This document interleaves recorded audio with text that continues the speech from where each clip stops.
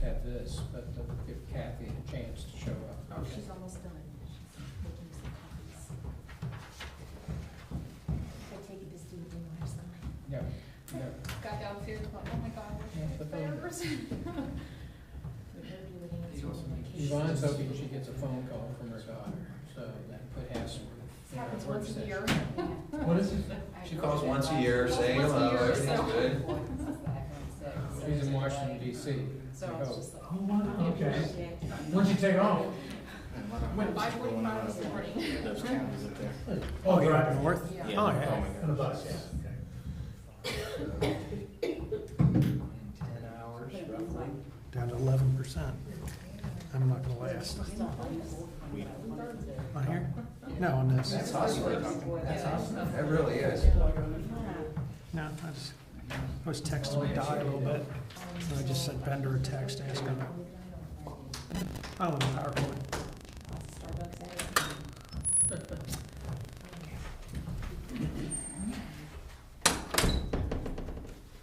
Hi, Kathy.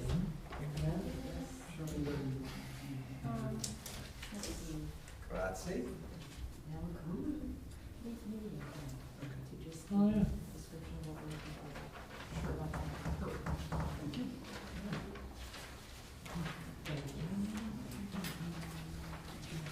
I like the CD ones.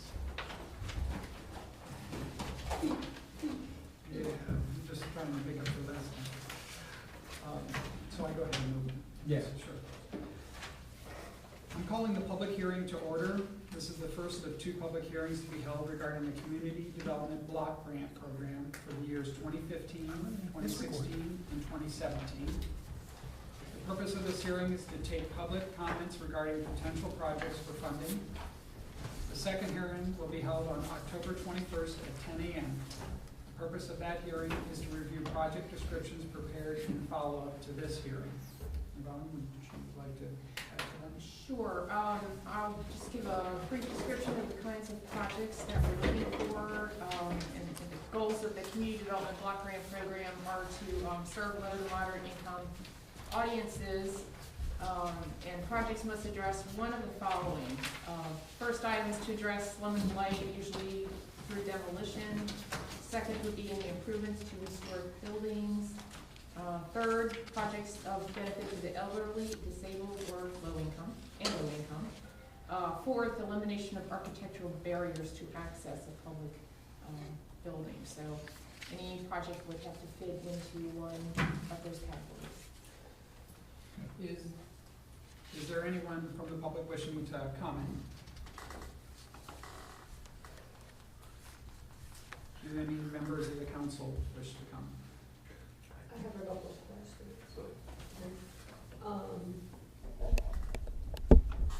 Correct me if I'm wrong, we don't have to provide any matching funds, correct? Correct. No matching funds. This community development block grant is associated with HUD.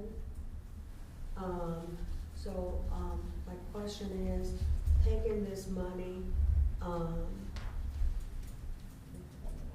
we're taking the Queen's coin in this case, is that going to put us on the worst end of public housing? Yes. Okay, because we have had similar conversations on that issue in the past. This past July, council did approve the original agreement for the next 3 years, but previously when we were council was approving the prior 3 years, we had rather lengthy discussions, and some folks came up from the community development office downtown, if you remember, who talked to us about this particular issue. And the bottom line was that you're no more at risk by having the agreement than not. And any community in the county could have subsidized housing, whether or not they participate in the community development block grant program. But if we owe, because we have taken so much money in, that would put us more at their mercy, so to speak? Yeah. I don't think so, we're not even one of the higher funded. No, we probably got, I don't know if we've made $1 million from the feds since we've been in this program, but we've been in this program. We were one of the first communities to get a grant, and that was back in '75 or '76. So every 3 years, we've renewed the program, and there's really, the HUD people have changed some of the requirements. They've been pretty much the same though for the last 20 years. I think, in the early days, there was an agreement between the county as a result of the lawsuit. The county made an agreement to accept so many scattered housing units, and I think Greenhills' share was like 7 or something like that. And I believe we have 7 units in town that are either owned by Metropolitan Housing, or there used to be a county group that owned them. I think they've turned those over to Metropolitan Housing. So we have a couple duplexes and a few single-family houses. And we've had that for, the first one went in on Andover, about 30 years ago. And under number 1, that addresses long and blight, usually through demolition. At this time, do we have any idea of anything that is going to be demolished? Is it something that is going to be turned into a green space and therefore avoid the taxes on the property once that it's gone or not? What are the plans if you're contemplating anything on number 1? Okay, actually, the only thing I've contemplated at this point in time is we have been for the last 3 years having a housing improvement program. Recently, council decided to up the grant amount to $2,000, and I think that's gone really well. For the additional, we do still have money in that program to spend through March of next year. My thought was perhaps we could, to focus more on historic homes that are in the current historic district. If we upped the dollar amount, in order to make an improvement to your house that is consistent historically with the architecture of the home, that's costly. An example I was using earlier today was someone was, slate roofs. Slate roof is a lot of money. So if we did a larger grant amount specifically for historic improvements of perhaps 5,000 or more, they still have to qualify in terms of their income, but that could probably go a long way in helping us encourage people to, windows, doors, again, slate roof additions, things like that could be helpful. So that was one idea I had. That's the only project idea I've developed. So the total amount that we are seeking from them is what? Well, we have received $45,000 in the last 3 years, 15 each year. So I think, we've asked for more in the past. I know the village received more, but their source of funding too is dwindling each round. And the county's become very focused on certain types of, making sure whatever gets funded is very specific to the low-income audience. I know at one time they did a lot of playgrounds and streets and things like that, but there will be some of those, but the majority they're going to want to have focused on the income criteria. So I wasn't aware that they did streets. Is that? in the past they did. They Right. would have. Gambier Circle was one of the first projects. They paid for redoing Gambier. They paid a big chunk of redoing Burley, Damon Road. Those are some of the main things. We have had a storm sewer project funded by them. We did have a demolition funded by them over in Chalmers. There was a parking garage there, and we got a grant to clean that up, tear it down, and put that parking lot in at the end of Chalmers Lane. Yeah, that was a long time ago. Yeah, I mean, this goes back 30 years. We got a loader for the landfill back in the 70s. We got the elevator for this building. We got a grant for redoing handicap ramps on a whole slew of sidewalks in town. we got a grant from them to assist on upgrading the fire plugs in town. It's a lot of good things. Yeah, Mhm. yeah, there's a big, somewhere, we have a list of all the stuff that we've been able to utilize the program for. And like on some of the street projects, we were able to survey a particular street and get enough low to moderate income people living on that street to qualify the street. So that's how we were able to get those. And then it's easy to get anything that would remove architectural barriers, that sort of thing, to assist the handicap, because they make the assumption that most handicap are low to moderate. And I believe in terms of dollar amount, our last request, I'd have to look it up, but I'm gonna guess it was probably somewhere around $75,000, of which we only received 45. So again, it's just each year it gets a little I bit remember smaller. there was less than it was asked for. Mhm. So for the, to the best of our ability in this program, then, we're going to be doing projects to do renewal of some of the, historical areas. There is no plans right now for, addressing snow and blight and demolition at this time. Well, again, I think the purpose of tonight is to hear from the public and council on what projects you might be interested in. Okay. That was the one I Yeah. thought of, so Okay. there might be other ideas. And back in those early days also, we were getting $100 and some thousand a year, or over the 3-year time period, a couple $100,000. And the county used to parcel the money out based upon a number of things, but one of it, they tried to equalize out based on the population of the community too. But the funds have been cut from back in the 70s to what they are today.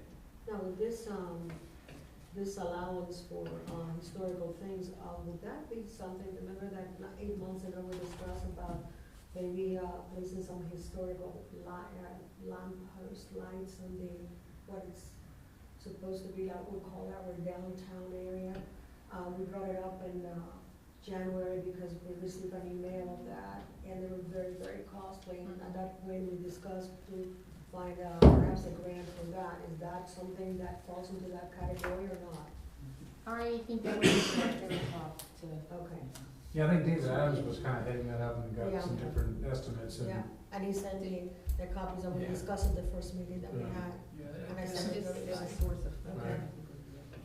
yeah, it sounds like this is geared more for, middle or low income and accessibility and that kind of Okay. thing, so All right. I think with, street signs and that would be a tough.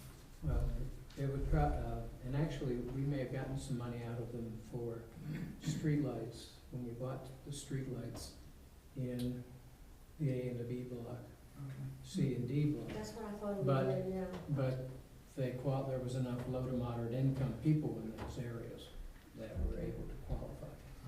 So we've not done it very well for doing anything around the shopping center, because the shopping center, you have to count the whole town, and so it's hard to pinpoint. Justified it. I mean, the things that I've seen as far as we've had certain people, a friend of mine who lost her husband, she didn't have really any money, there was no insurance and that kind of stuff. She needed to sit there and freshen up her whole house around the outside and paint it, so she was able to go ahead and get a nice chunk of money through this grant to go ahead and take care of, her house, and it kind of made it look more alive and pretty bad.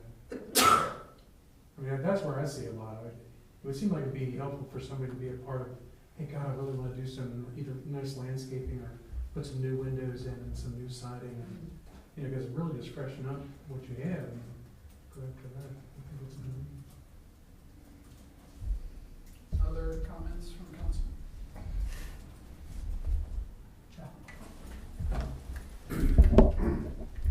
I just had one idea. I think in the past, didn't we use some of these funds to build some sidewalks? Is that where the sidewalk funds came from, down Winton Road? Well, no, No? that didn't work there, but it was just on the handicap ramp part Okay. that we were able to get funds for it. Okay, then my idea probably doesn't fit. I was thinking, I know we have a lot of challenging sidewalk throughout the village. It would be nice to, if we could use that money to help that area out. That was one of the ideas I sent some ideas to Yvonne. Great idea. I know a bunch of Well, spots where there's some dangerous areas. Well, Coming up with funds is always challenging. Well, conceivably, that would work on a street where the majority of the residents on that street were low to moderate income. Okay. And so, So we'd have to Don't they focus it. include also older people right, into well, that that's how we've calculation? gotten most of our low to moderate income people, is because a lot of the streets, like on Burley and stuff, there were a lot of retired people, elderly people that met that standard. The one pocket park back there has got that walking path all the way around it, it's in really sad shape. That was just something in my mind, and then I know even on Ilona, we've got some sidewalks that are pretty out of whack. It'd be nice if we could use some money on that.